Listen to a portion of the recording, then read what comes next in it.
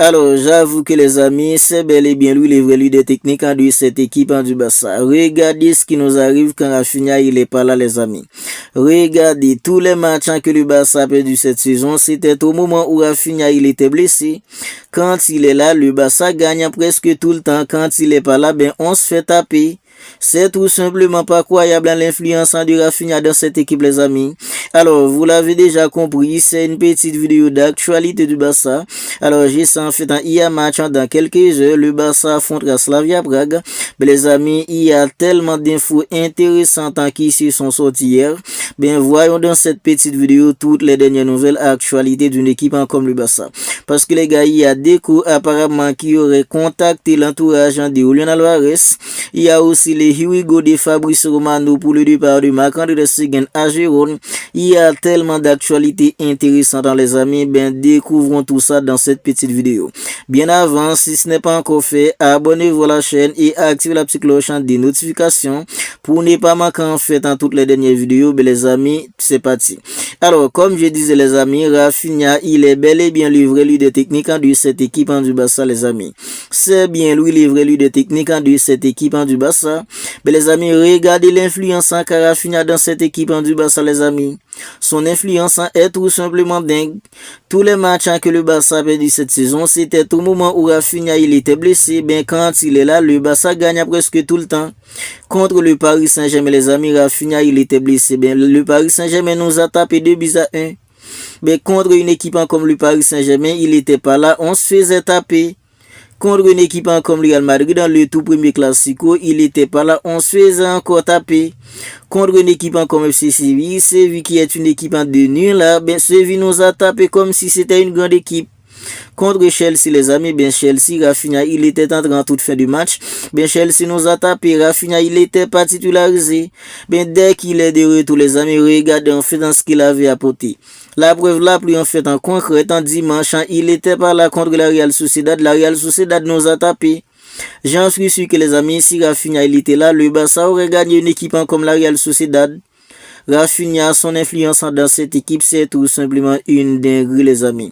Voilà pourquoi j'avoue que Rafinha, il est bel et bien livré, lui, des techniques de cette équipe du Barça, les amis. Alors, on enchaîne maintenant avec en fait l'adversaire du Barça en quart de finale de la Copa del Rey, parce que les gars, on nous dit que c'est officiel.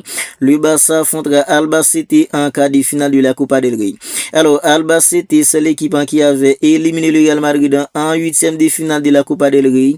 Bien, c'est cette équipe-là que le Barça a tiré. Albacete, c'est une équipe de deuxième division. Lorsqu'elle avait éliminé le Real Madrid, elle était en 17e position. Je ne sais pas dans quelle position elle se trouve maintenant. Mais les amis, c'est cette équipe-là que le Barça a tiré et c'est cette équipe-là que le Barça va affronter en quart de finale. Sur le même terrain qu'elle avait éliminé le Real Madrid, ben, le Barça se déplacera sur ce terrain-là. Ben, pour cette Copa del Rey, les gars, je m'inquiète pas trop. Je sais qu'il y a en fait dans l'Atlético Madrid, il y a une équipe comme l'Atlético Club, il y a Valence, la Real Sociedad. Mais je m'inquiète pas trop parce que les gars, le Barça est bel et bien fait dans l'équipe favorite pour remporter la Copa del Rey de cette saison. Ben, on enchaîne maintenant avec en fait un Rafinha qui a reçu le feu médical pour affronter une équipe en fait comme Slavia Prague ce soir. Mais les gars, Rafinha, il était absent contre une équipe en fait comme la Real Sociedad en week-end dernier.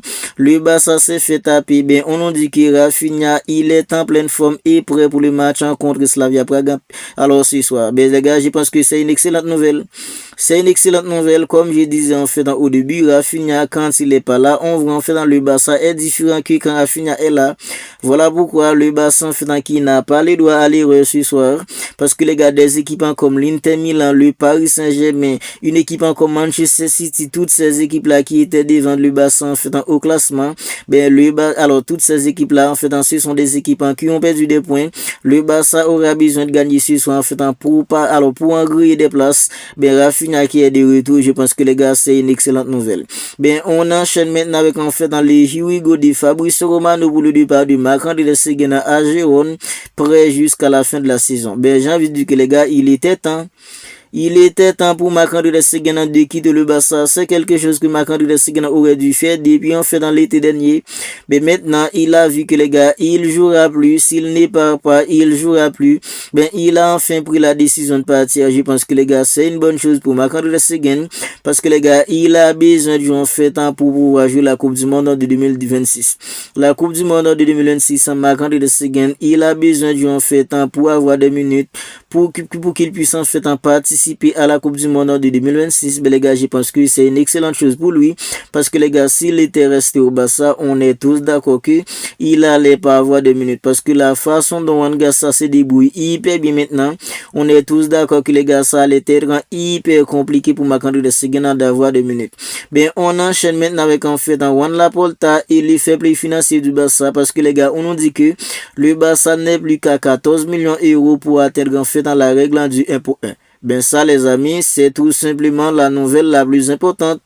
C'est la nouvelle la plus importante parce que les gars, à chaque mercato, quand le Barça doit recruter, il y a toujours la règle du 1 pour 1. Ça, tout simplement, fout des bâtons dans le roue d'une équipe comme le Barça à chaque mercato. Ben, on nous dit que les gars, le Barça n'est plus qu'à 14 millions d'euros d'atteindre la règle du 1 pour 1. Comme ça, les amis, si le Barça atteint la règle du 1 pour 1, on est tous d'accord que la règle du 1 pour 1, c'est ce qui empêche au Barça de recruter en faisant librement. Ben, si le Barça en fait peut atteindre cette règle, le Barça peut recruter en fait dans l'ordre du mercato d'été. C'est une excellente nouvelle. Ben, on nous dit que l'objectif du Barça sur les marchés des transferts, c'est tout simplement recruter un attaquant, un défenseur central en gaucher, puis en fait un ailier. Mais les gars, tout ça dépendra en fait de la règle du 1 pour 1. Recruter un attaquant, un défenseur gaucher, un ailier, tout ça dépendra en fait de la règle du 1 pour 1. Voilà pourquoi je vous dis que les gars, c'est la nouvelle en fait la plus importante. Le Barça qui n'est plus qu'à 14 millions d'euros d'atteindre la règle du 1 pour 1, c'est tout simplement une excellente nouvelle. C'est la nouvelle la plus importante à mon avis. Alors, on enchaîne maintenant avec en fait les dossiers de Drew Fernandes. Drew Fernandes, un jeune talent formé à la Masia. Ben, Hansi Flick l'avait fait monter en équipe première. Ben, les gars, il y a quelques jours, on a appris que apparemment, Drew, il avait pris la décision de quitter le Barça pour rejoindre le Paris Saint-Germain. Ben, Hansi Flick, qu'il appréciait beaucoup, ben, les gars, Hansi Flick, il est tout simplement dessus. Il est déçu de la décision de Drew. Ben, d'une part, je comprends parfaitement un mec comme Drew, parce que les gars, le mec, quand il est talentueux, il est jeune, il a besoin de jouer en fait pour se développer un peu plus.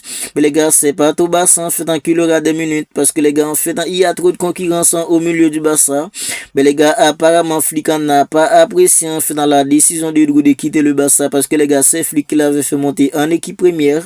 Ben, puisqu'en fait, Drew, il avait pas encore des contrats en équipe première, il avait que les contrats en fait dans de la Masia et sa clause libératoire était seulement de 6 millions d'euros. D'où en fait qui est talentueux, le Barça estime en fait qu'il devrait recevoir beaucoup plus d'argent. Mais on nous dit que le Barça va négocier avec Drew afin de finaliser son transfert pour une somme supérieure à sa clause libératoire. Le club attendra de ça par un geste d'adieu qui témoigne en fait de sa reconnaissance pour ses années passées à la Masia. Le club estime qu'il devrait recevoir au minimum 10 millions d'euros. Voilà les amis. D'où en fait sa clause libératoire à la Masia était de 6 millions d'euros. Tout ce que le Paris Saint-Germain a fait, c'est en fait activer la clause, payer les 6 millions d'euros, puis les gars, en fait en débarquer au Paris Saint-Germain. Mais comme on dit ici, le Barça va négocier avec lui. Le Barça a attendu ça par un geste d'adieu qui témoigne en fait dans sa reconnaissance pour toutes les années passées à la Masia, parce que le club estime qu'il devrait recevoir beaucoup plus d'argent pour Drew, parce que les gars, Drew, il est hyper talentueux. Mais on enchaîne avec en fait une mauvaise nouvelle, parce que les gars, Ferran Torres, en fait, il sera absent pour 10 jours, il sera absent pour le match en dessus, soit même pour dimanche contre Real Oviedo. Ferran Torres, en fait, il est absent. J'ai envie de dire que les gars, c'est une mauvaise nouvelle, parce que les gars, on est tous d'accord que Ferran Torres, même si en fait, il y a beaucoup de monde dans la commune du Barça, en fait, qui l'apprécie pas, Ferran Torres, parfois les gars, en fait, il marque des buts importants. Il y a des matchs où il est extrêmement important. Il peut être tout simplement incroyable dans un match, mais le match en suivant, il peut être aussi catastrophique. Mais Ferran Torres qui est absent pour 10 jours, les gars, c'est une mauvaise mauvaise nouvelle. Ben, heureusement, en fait, en Suisse sera pas long. C'est pour seulement en fait en 10 jours. Alors, on enchaîne maintenant avec en fait en Juan Laporta qui est très en colère contre la prestation de Gil Manzano et de Carlos Del-Cerro Grande lors du match de dimanche entre le Barça et la Real Sociedad. Ben, j'ai envie de dire que Laporta, il a tout à fait raison. Même nous les supporters, on est très en colère contre Gil Manzano et son acolyte d'amis. Parce que les gars, c'est en grande partie à cause de que le Barça en fait en a qu'un seul point d'avance sur le Real Madrid maintenant. Parce que les gars, le but en fait en refusé pour hors-jeu, le but de la mine, il y avait pas hors-jeu, Et le pire, on a dit que les gars, Laporta en fait il est beaucoup plus en colère. Parce que les gars, c'est en fait en Gil Manzano et Del-Cerro qui avait annulé le but de Lewandowski la saison dernière.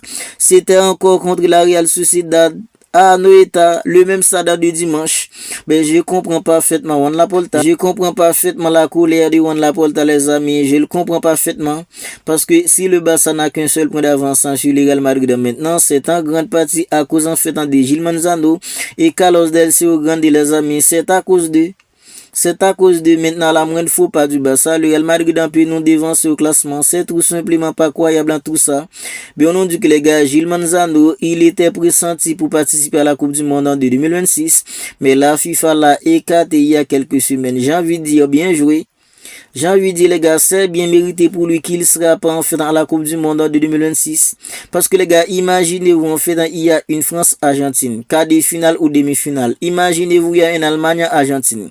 Et c'est Gil Manzano en fait qui arbitrait. Et que les gars en fait en 65 minutes de jeu ou 85 minutes de jeu, Gil Manzano il décide d'accorder un penalty à l'équipe adverse contre l'Argentine. Ce serait pas croyable dans tout ça. C'est bien joué en fait qu'il sera chez lui en train de regarder en fait dans la Coupe du Monde à la télé. C'est bien joué les amis pour Gil Manzano parce qu'il est tout simplement trop catastrophique maintenant. Alors finissons maintenant avec en fait un Julián Álvarez parce qu'on dit que Julián Álvarez il fait partie des joueurs de l'Atlético Madrid dont l'avenir est incertain. Le Barça les suit toujours pour un possible transfert d'été. Ben j'ai envie de dire que les gars c'est tout ce qu'on souhaite. Nous les supporters du Barça, c'est tout ce qu'on souhaite. On souhaite que le Barça recrute en Julián Álvarez. Parce que les gars, comme je le dis tout le temps, Julián Álvarez, c'est l'avant-centre typique du Barça de Hansi Flick. Un avant-centre qui peut dézonner, un avant-centre qui peut participer au jeu, un avant-centre qui peut mettre des coups francs, un avant-centre qui peut être limpide dans la finition. C'est tout ce qu'on veut. On réclame à Julián Álvarez, nous les supporters du Barça.